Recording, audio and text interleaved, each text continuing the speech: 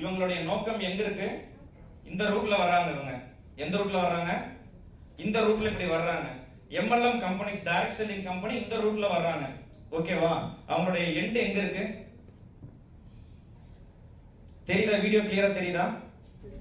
End எங்க இருக்கு? கொஞ்சம் அப்படியே லைட்டா மேல தூக்குங்க வீடியோ. இந்த கீழ இந்த இடம் லைட் ஆஃப் பண்ணிக்கலாம். Sir light of.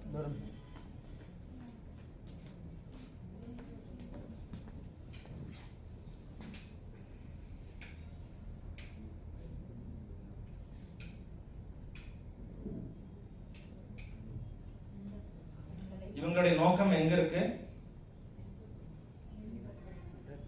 என்டர்பிரனர். ஓகேவா?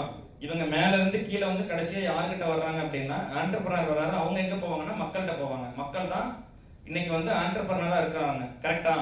ஆனா இங்க வந்து பாத்துக்கோங்க, ஒரு மேனுஃபேக்சர் இருக்காங்க.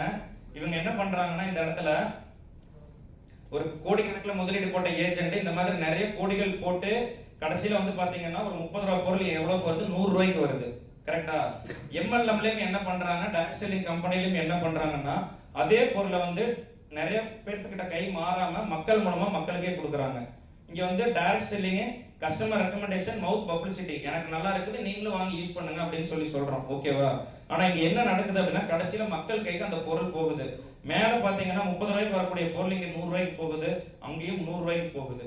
இங்க வந்து இருக்கக்கூடிய 70 ரூபாய் யாருக்கு பிரிச்சு கொடுக்குறாங்க அப்படின்னா இங்க இருக்கக்கூடிய முதலீடு செய்தவர்களுக்கு பிரிச்சு கொடுக்குறாங்க. கரெக்டா?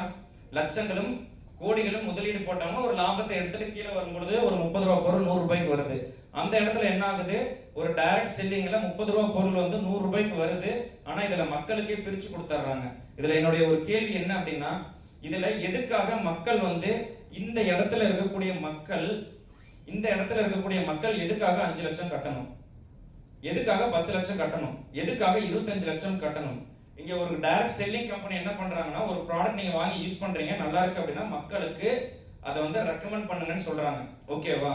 ஆனா இன்னைக்கு நிறைய டைரக்ட் செல்லிங் கம்பெனிஸ் வந்து பண்ணக்கூடிய ஒரு விஷயம் என்ன அப்படின்னா, ஒரு பொருள் நல்லா இருக்குது அப்படின்னா, ஒரு சோப் இப்ப நம்ம கொடுக்குறோம் இல்லையா, அது நல்லா இருக்குது அப்படின்னா அந்த சோப்பு நிறைய பேருக்கு கொடுத்தோம்னா அது மறுபடியும் திருப்பி கேட்பாங்க. கேட்டா நம்ம என்ன பண்ணுவோம்? திருப்பி மறுபடியும் கம்பெனில உங்களோட மேல இருக்கக்கூடிய லீடர் மூலமா நம்ம வாங்குறோம். சென்டர் வச்சிருக்காங்க, மார்க் வச்சிருக்காங்க, ஷாப்பி வச்சிருக்காங்க, நம்ம வாங்குறோம். திருப்பி மக்கள்கிட்ட நம்ம கொண்டு போய் கொடுக்குறோம். அவங்க கிட்ட எவ்வளவு தேவையோ அதுக்கு உண்டானதை நம்ம வாங்கி கொடுக்குறோம், லாபத்தை எடுத்துக்கிறோம். இதுதானே பண்ணிட்டு இருக்கிறோம். இதுல கீழே டிஸ்ட்ரிபியூட்டர் வந்து கீழே ஒர்க் பண்ண அந்த கம்பெனி வந்து வருமானம் கொடுக்குறாங்க. கரெக்டா? ஆனா இன்னைக்கு நிறைய நெட்வொர்க் மார்க்கெட்டிங் கம்பெனிஸ் பண்ணக்கூடிய விஷயம் என்ன அப்படின்னா, யார் இந்த பிசினஸ் பண்ணணும் அப்படின்னு சொல்றாங்களோ அந்த நபர்களுடைய தலையில 50,000 ரூபாயோ, 1 லட்சமோ, 2 லட்சமோ, 5 லட்சமோ, ஏன் 25 லட்சத்தை கூட கட்ட வச்சிருக்கிறாங்க. வந்து இந்த பிசினஸ் என்னன்னு தெரியாது, எப்படி மக்கள்கிட்ட பேசணும்னு தெரியாது, உள்ள வரும் பொழுதே பணத்தை வந்து கட்ட வச்சிடறாங்க. இங்க கன்சியூமர்கிட்ட போக வேண்டியது யாருகிட்ட இங்க போயிருது அப்படின்னா டிஸ்ட்ரிபியூட்டருடைய கைக்கு போயிருது. அந்த பொருளை வச்சுக்கிட்டு அவங்களுக்கு விற்க தெரியறதில்ல, எதுவுமே தெரியறதில்ல.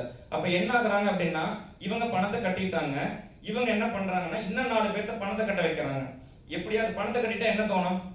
ஐயோ கடன் உடனே வாங்கி ஸ்டேஜ்ல வேற ஏத்தி நம்மளுக்கு அவார்டு வேற கொடுத்துட்டாங்க. இன்னைக்கு நிறைய MLM கம்பெனிஸ் அதான் பண்றாங்க. ஸ்டேஜ்ல ஏத்தி பணத்தை கொண்டு போய் கடனை வாங்கி 5 ரூபா வட்டிக்கும் 10 ரூபா வட்டிக்கும் நீங்க வாங்குனீங்கன்னா ஜெயிச்சிருவீங்க அப்படின்னு சொல்லிட்டு பயங்கரமா ப்ரமோட் பண்ணி உங்க வாழ்க்கை மாறிடும், நீங்க 5 லட்சம் ரூபாய் பணம் கட்டுங்க, 50 லட்சம் சம்பாதிச்சிடலாம், 2 கோடி சம்பாதிச்சிடலாம் பண ஆசையை காமிச்சு அவங்கள பணத்தை கட்ட வச்சு ஸ்டேஜ்ல ஏத்தி மாலை எல்லாம் போட்டு பயங்கரமா கௌரவிச்சு கை தட்டும் போது அப்படியே ஒரு பெருமை வந்துடும்.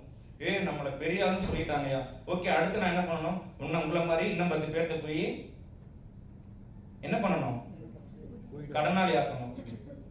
நீ கடனாளி ஆயிட்டீல்ல, அடுத்து இன்னும் 10 பேர்த்த போய் கடனாளி ஆக்கு. அவங்க போய் என்ன பண்றாங்க? இன்னும் 10 பேர்த்த வந்துட்டு பணத்தை கட்ட வைக்கிறாங்க. இப்படியே கட்ட வச்சுட்டு போயிட்டு இருக்கும்போது இங்க என்ன ஆகுறாங்கன்னா கடனாளிகள் அதிகமா உருவாயிட்டு இருக்கிறாங்க. மேல இருக்கிற 5 or 10 லீடர்ஸ் வந்து பாத்தீங்கன்னா பயங்கரமா பணம் சம்பாதிச்சுட்டு இருப்பாங்க.